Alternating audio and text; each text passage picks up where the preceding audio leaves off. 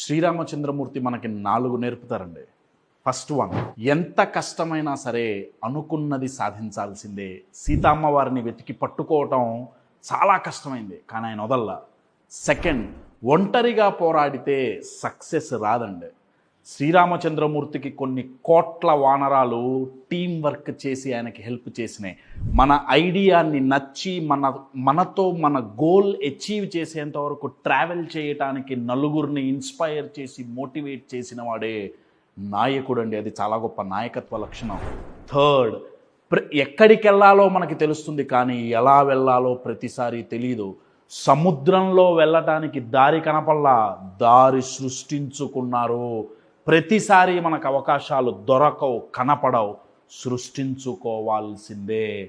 Fourth, ఇంత కష్టపడి మీరు గోల్ దగ్గరికి వెళ్ళేటప్పుడు 10 తలల రావణాసురుడు మీకు మీ గోల్కి మధ్యలో నిలబడతాడు.